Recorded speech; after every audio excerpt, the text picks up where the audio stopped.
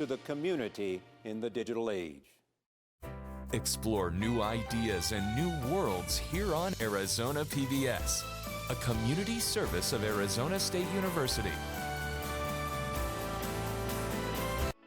If you are 60 or over, consider a charitable gift annuity with Arizona PBS. A charitable gift annuity will provide you a steady stream of income during your lifetime and also help ensure that Arizona PBS is available for future generations.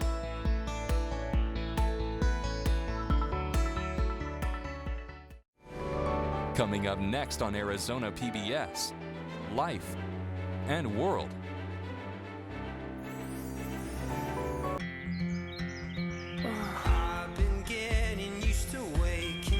Come and play with us. Onward and onward.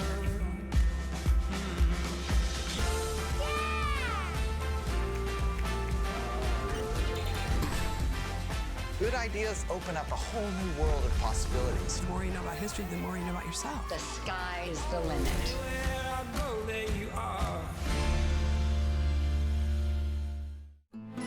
Coming soon to Arizona PBS. Before America votes. Make America great stronger together. From Frontline's political team, the inside story. The Choice 2016. Sunday night at 8:30 on Arizona PBS. Support for Arizona PBS comes from viewers like you and from by voting yes, not I have no idea who to vote for. You know to say no, not voting yes. Who should we vote for? By voting yes, not no. So let's say no. Perhaps what? Don't want you to vote yes by voting yes, not no. If you know to not vote yes, then you... Today's program is sponsored by RADW CPAs, Business and Financial Advisors, serving the needs of businesses and individuals since 1953.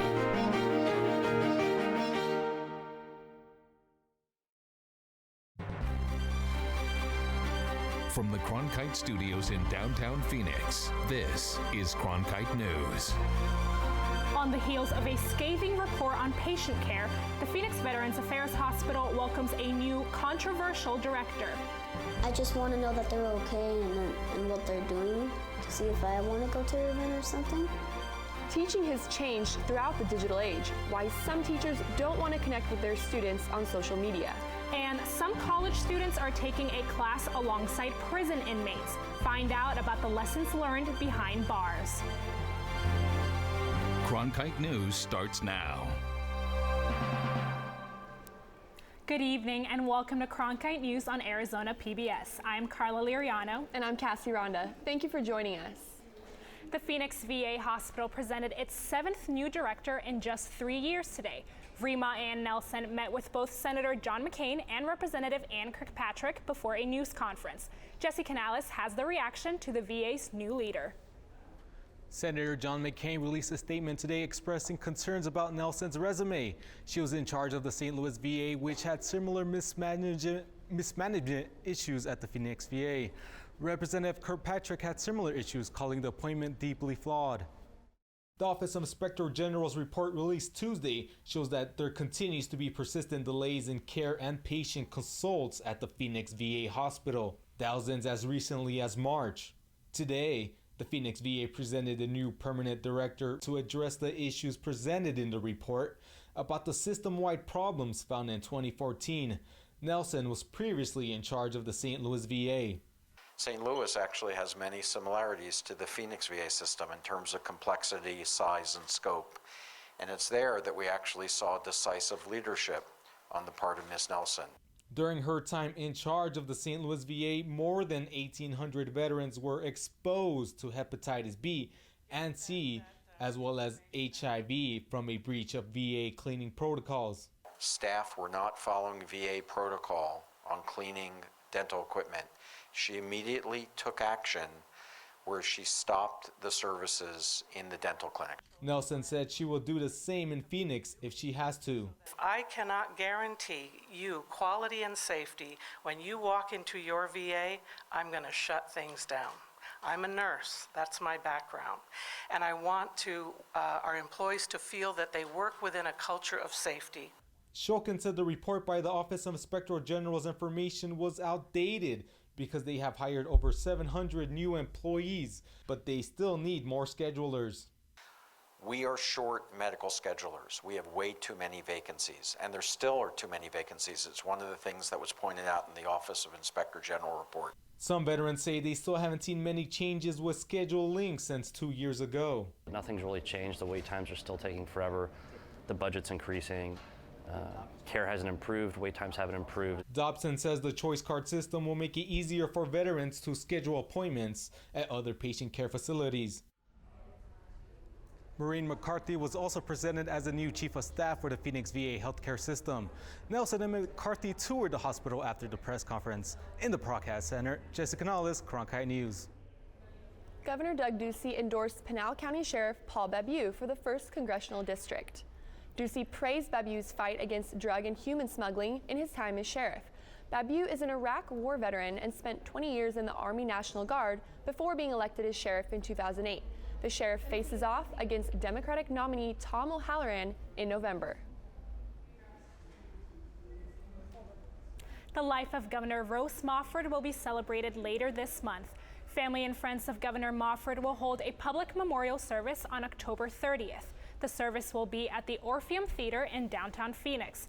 Her family has asked that people donate to community service organizations instead of bringing flowers.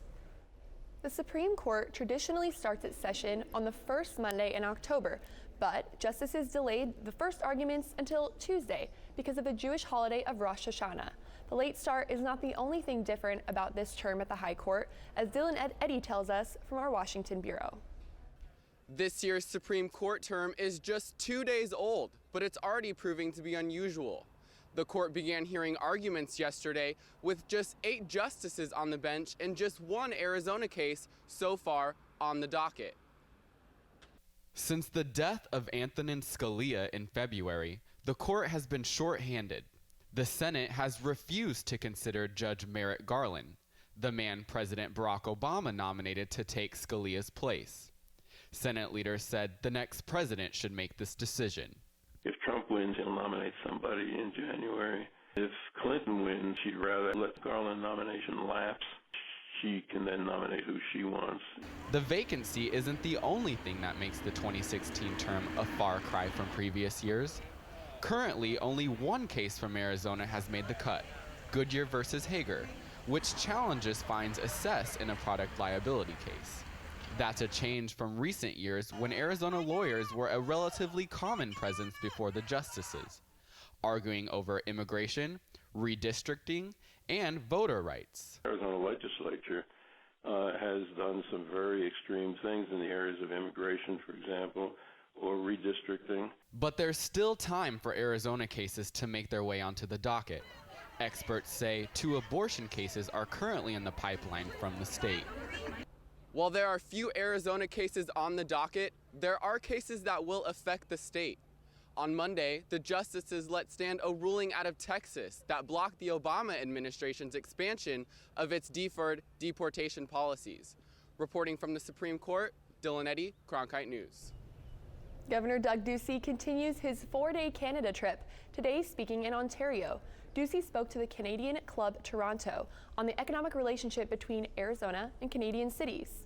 Ducey's trip hasn't been all policy talk. Last night, Canadian Club Toronto took the governor out to the ballpark to watch the Toronto Blue Jays advance in the MLB playoffs. Today, they honored Ducey, making him an official part of Team Canada, giving him a hockey jersey to commemorate his visit. Using gift cards or electronic payments just got a little more secure. Reporter Sabella Scalise is in Washington, D.C. to discuss a new ruling giving consumers better financial protection. Prepaid accounts have grown from reloadable payment cards to online and mobile banking. But this easy access comes with some hard truths. Prepaid accounts have been known to have hidden fees and problems with recovering lost or stolen funds. The Consumer Financial Protection Bureau hopes the new regulations will remedy the current problems. The new regulations will require account providers to limit consumer losses, investigate all errors, and give consumers free and easy access to their accounts. Experts say the new requirements are necessary for consumers, particularly the low-income consumers who have become big users of the services. But industry leaders say this rule will limit growth of new prepay systems and will make agreements more complicated for consumers. Prepay account industries still have time before the rule goes into effect next year. Live in Washington, Sabella Scalise, Cronkite News. Imagine taking a class alongside murderers and drug dealers. That's exactly what some Arizona State University students are doing. Coming up, why some students are heading to prisons instead of the classroom. Plus, teachers are using social media in the classroom and in their personal lives. Kids and teachers say why they think it's a useful tool in the classroom. I think I finally found my hallelujah. I've been waiting for this moment all my life now. All my dreams are coming true. I've been waiting for this moment. It's good to be alive right about now.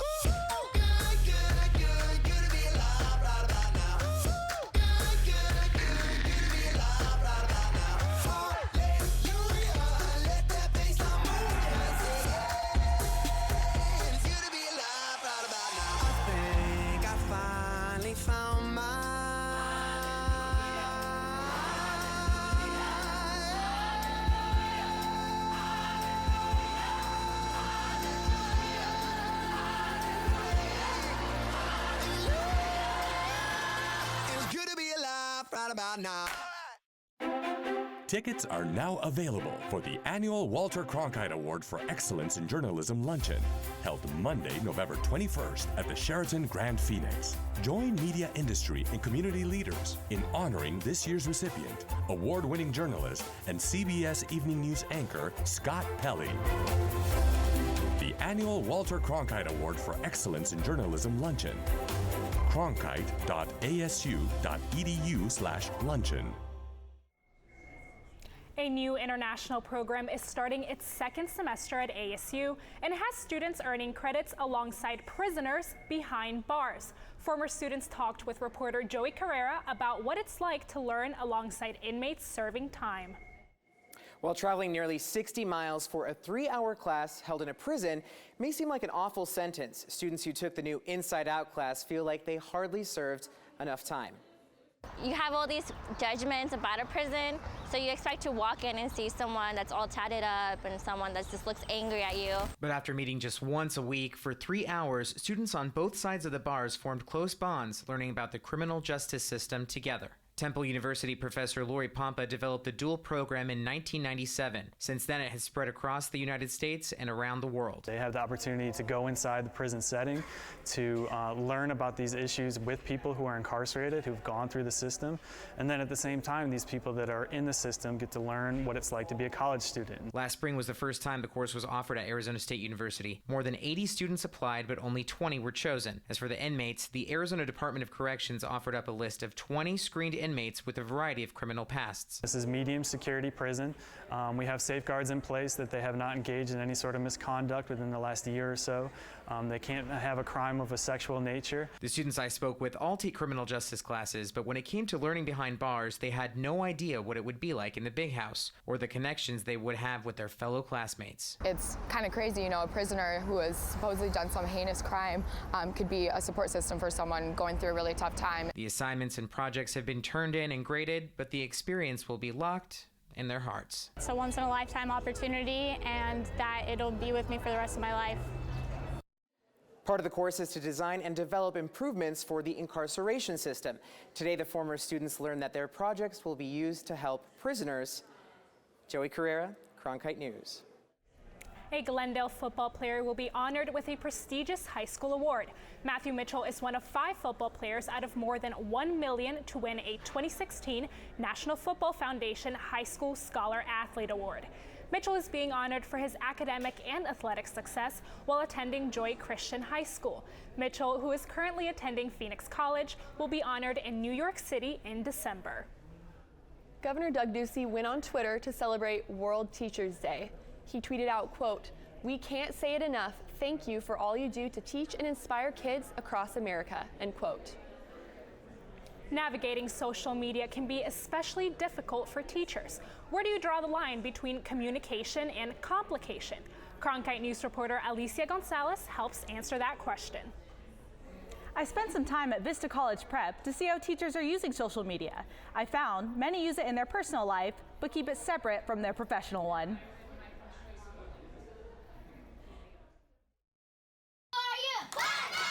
Talk to any kid here, and they're on Snapchat, Twitter, Facebook, or Instagram. And some think it should be in their classroom as well. Because teachers can remind their scholars to do something if they're working and during independent. But others prefer face-to-face. We can just chat to the teachers or our friends at school or anywhere else where we meet.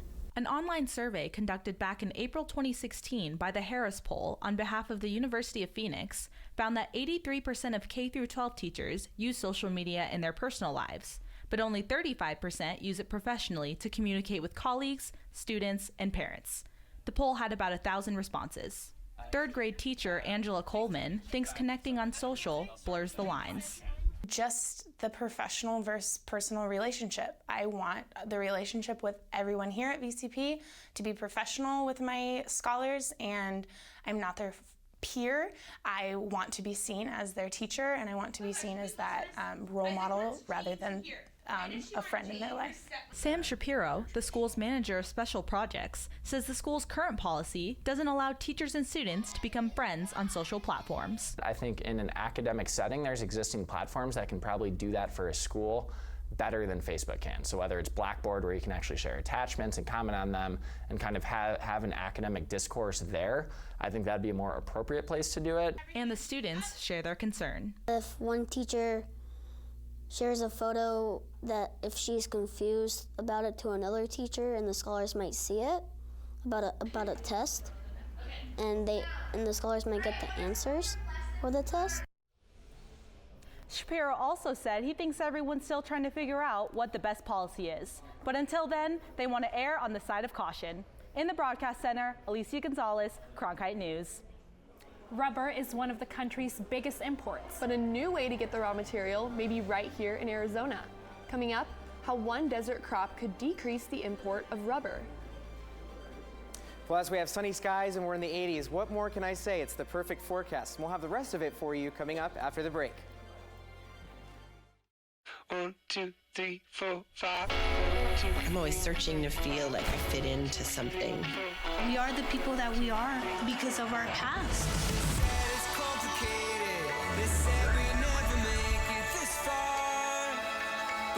I'm just one of many who stopped being silent.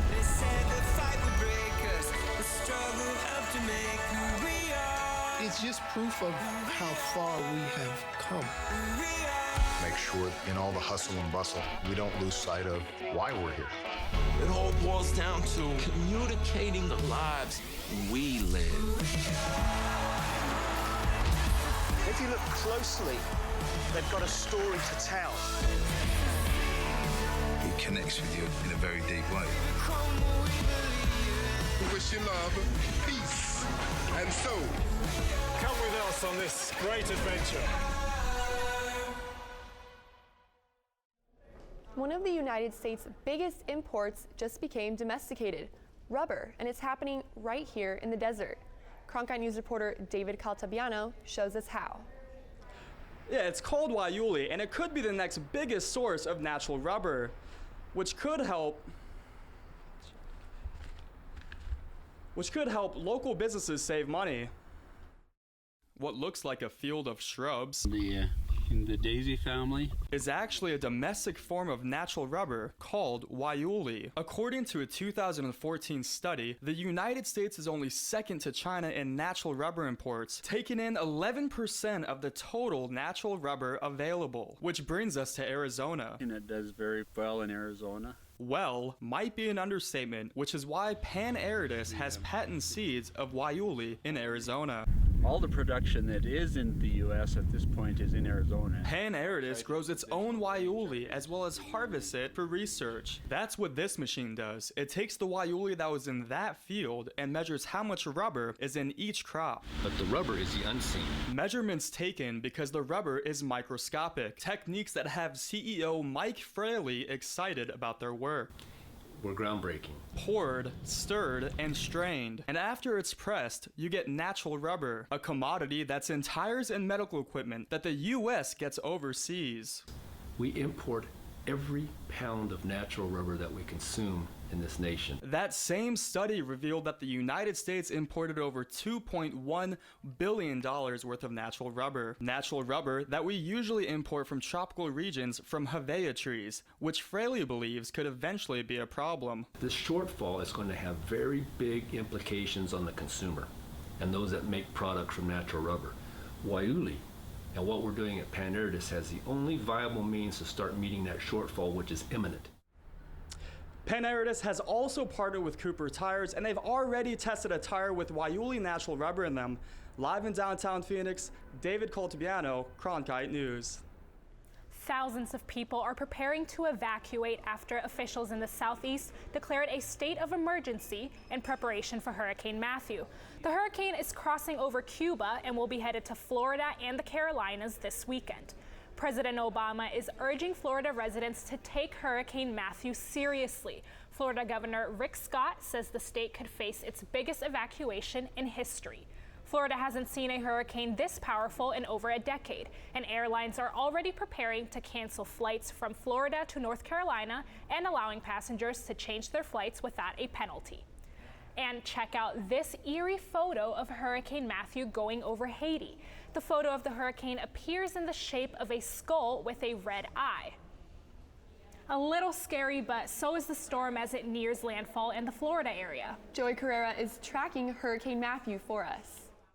Yeah, that certainly was a creepy photo there. As we take a look right now, the hurricane is going up the Florida coast, and it's going to bring us some warnings in that area all around, as you can see, Jacksonville down to Miami and the other side Tampa. So those warnings are going to be in effect until Friday around noon.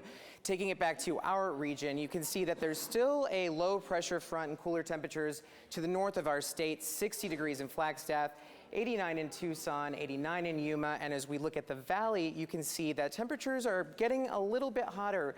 That low pressure system, it will start to make its way out of our state by the end of the week.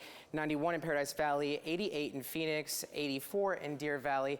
On your drive home tonight, it'll be partly cloudy, 6 p.m., 84 degrees. And you'll notice since we're in fall now, the sun is going to start setting earlier. We have 6:08 forecasted today, but tomorrow morning, it's going to be cloudy and 67 again. We'll take a look at your forecast coming up for the rest of the week. You'll notice here on Thursday, temperatures go up to 89 degrees. Friday, there's a 10% chance of storms. And Saturday, it's going to be more likely that we get more storms. It's going to be scattered throughout the valley, so make sure you prepare for that. And by Sunday, as you can see, the temperatures start creeping back up. But it was nice while it lasted. In the Weather Center, Joey Carrera, Cronkite Weather. It's Arizona's state amphibian, and now it is no longer endangered. The Huachuca-Canelo Hills population of the Arizona tree frog was removed from the endangered species list after a finding that the species is not significant to the environment's diversity, a requirement set forth by the Endangered Species Act. The Arizona tree frog is found not only in the Huachuca-Canelo Hills area, but along the Mogollon Rim and in Sonora, Mexico. The tree frog became the state amphibian back in 1985 when students around the state voted for it. Sometimes kids face tough times and need their own little hideout spot. One kid is trying to raise money for a super secret hangout area. Coming up on Cronkite News, how Phoenix police are helping to build a better bat cave. The confidence to lead our country. This isn't reality television. I feel like Hamilton reached out from history and wouldn't let me go until I told his story. I make no apology for my actions. I would do the same again. How we come so far and yet have so far to go. Right there, coming up.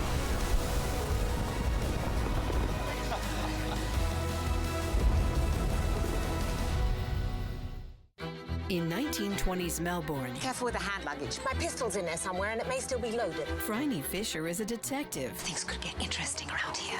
Thought they already were. Who isn't afraid to live a little. I hope you're not concealing a dangerous weapon under that skirt. I'm concealing a lot of things. Why do you think you can just run off on your own? Because I'm carrying a gun. The irresistible series, Miss Fisher's Murder Mysteries. Saturday night at 10 on Arizona PBS. Hi, I'm Charlie Rose. As part of the Walter Cronkite School of Journalism and Mass Communication at ASU, Arizona PBS is providing a state-of-the-art venue for the next generation of journalists. From newsrooms in Washington, Los Angeles, and here in Phoenix, students engage in real-time, real-world news reporting, broadcast production, and online innovation. The Cronkite School and Arizona PBS working together in new ways to bridge the classroom to the community in the digital age. Sometimes kids who face challenges in their lives simply need a good bat cave and some superhero friends. Reporter Allison Hoskins was granted access to this top secret hideout. Tyson Copeland is raising money for the Colton Colwell Foundation's new Bat Cave, or as he calls it, a crime-fighting cave. Tyson would like to bring a new, bigger, badder Bat Cave so even more kids can get the chance to be the superhero Phoenix deserves.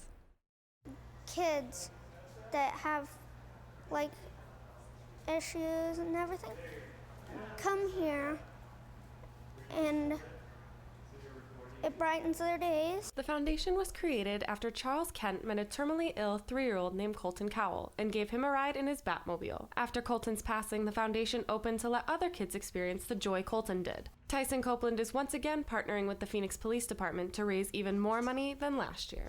He went door to door, filling up mason jars with coins, collecting coins from his neighbors. He had asked the police department to step in. We stepped in, donated some funds.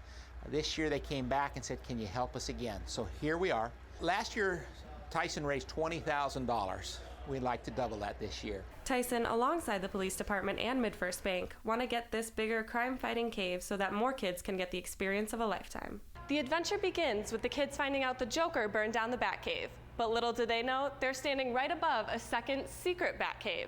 They then get to come down and fight crime and end their adventure in a ride in this, the Batmobile. Colton Cowell's mom works with the foundation, and she says being able to give kids the same experience her son had is incredible. It's been a healing process like no other. You know, I wish every parent who's gone through what I've gone through had this opportunity, because I always tell people, this is my time with Colton. You know, every time I'm here, I'm seeing him live on, and the other kids who are getting to experience the same thing he experienced. The fundraiser is going on the entire month of October, and Tyson encourages people to get involved. I would like the community to help anybody, anywhere. It would really help. All Phoenix police stations will have mason jars where you can donate money to the project, or you can donate at MidFirst Bank. The bank has said that they will match the first $1,000 raised. Live in downtown Phoenix, Allison Hoskins, Cronkite News. Here's what's coming up on Arizona Horizon and PBS NewsHour. On the next Arizona Horizon, we'll look at upcoming cases in front of the new session of the U.S. Supreme Court, and we'll visit with the executive director of PBS's Great Performances. That's the next Arizona Horizon. I'm Gwen Eiffel on the next NewsHour. Our series, The Fight for Iraq, continues as we're on the front lines in the battle against ISIS. That's Wednesday on the PBS NewsHour. That's it for Cronkite News tonight. For top Arizona stories anytime, go to cronkitenews.azpbs.org.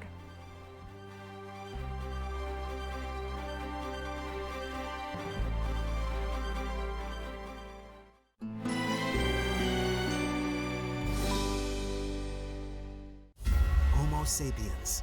How could our fragile species leave Africa to settle every corner of the planet? If you are not resourceful, you die. Crossing searing deserts, huge oceans. No instruments, no charts, no assistance at all. And enduring frigid ice ages. Homo sapiens do things which you don't believe are possible. The unbelievable Great Human Odyssey on Nova. Tonight at 8 on Arizona PBS. Explore new ideas and new worlds here on Arizona PBS. a community service of Arizona State University.